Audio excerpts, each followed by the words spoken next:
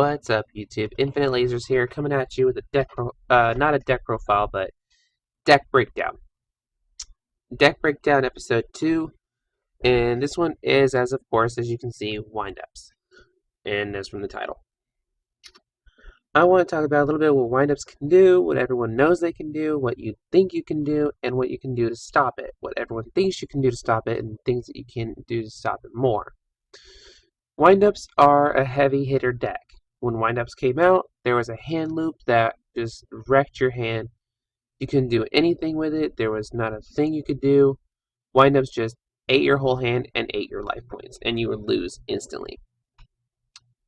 So, to devise a clever plan, last ban list, they decided to put windup carriers and mighty to 1.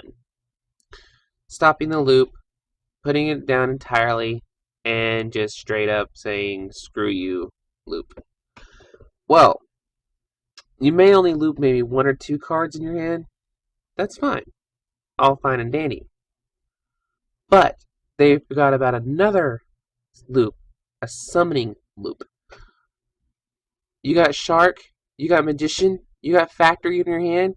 GG, anyone? Because, okay, you go normal summon Shark, or wind up normal summon Magician.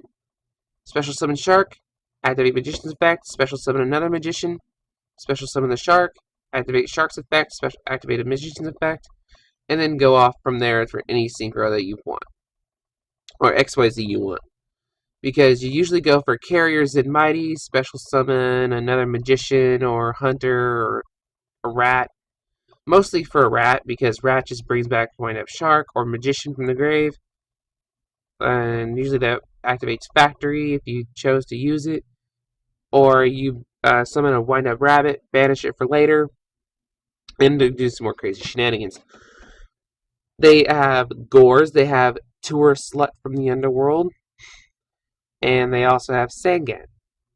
I teched in a Birdman for this build because what do? You're just going to summon Tour Guide without an extra target?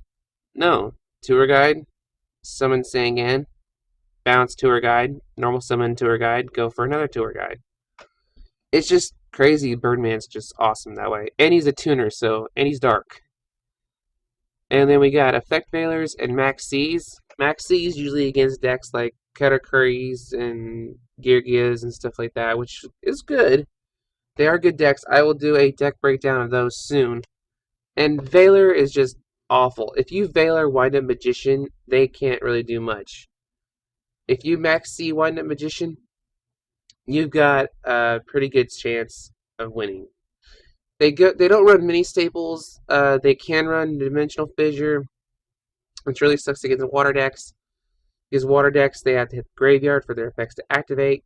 Heavy Storm, Dark Hole, Major Staples, and traps are just crazy. The Solemn Brigade, Mirror Forces, Trap Holes, and Starlight Roads. The extra deck is usually player preference, but I run an MX and Saber Invoker for Wind Up Hunter, so I can bring him out easier. It's like, whoa, where'd he come from, you know? Just that kind of thing. And he's an extra like attacker or for extra Exceed summons. I can just go into a Sea Dragon or, whatever I need to do. And it's just pretty damn broken. I mean, this deck is just off the hook broken.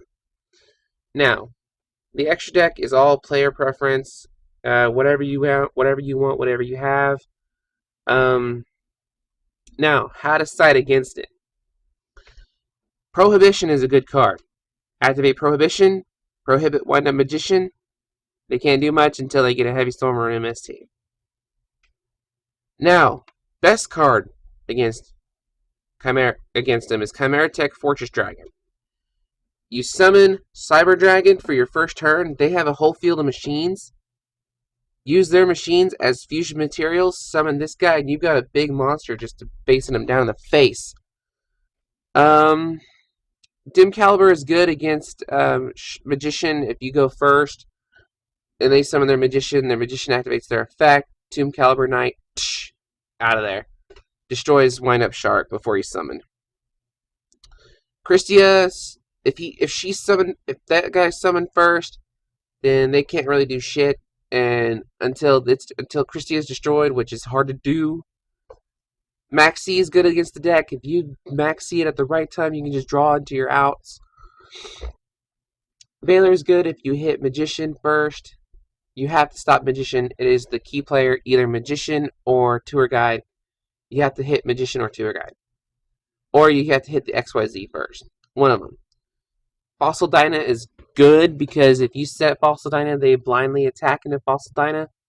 All their special summons that they took so long to do, gone like that.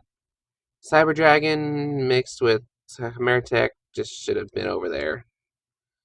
Thunder King Ryo, they go for their Exceed play, they go for his Zen mains. I got Thunder King. Thunder King negates Zen main summon. Easy. Against Spellcaster decks and Warrior decks, you've got Puppet Plant and Kinetic Soldier pretty much to stop.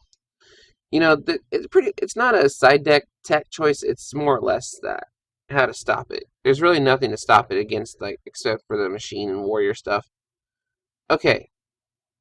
Extra stuff to stop windups. Summon limit. That will stop windups. If you can stop them from summoning more than twice a turn, you are good to go, man. You are really good to go. Rivalry of Warlords, that makes windups cry because they run so many different types. They run Fish, Spellcaster, Beast Warrior, Beast, and let's see, Fiends. They run Machines, Spellcasters, and Insect. Because this card just wrecks windups, sadly. They can't even exceed into another type unless they have it the same type. Goes and Match works good too because they use different attributes. And Needle Stealing was a good tech choice because they summon 4 big monsters that need destroyed. Needle Stealing just wrecks their whole day. And last but not least, I did talk about Prohibition. I want to talk about Prohibition a little bit more. Prohibition is just a good card all around. And windups have been broken down. I'm sorry to say this. Windups had to be broken down. It's one of those decks that just had to be out there. This is Infinite Lasers, signing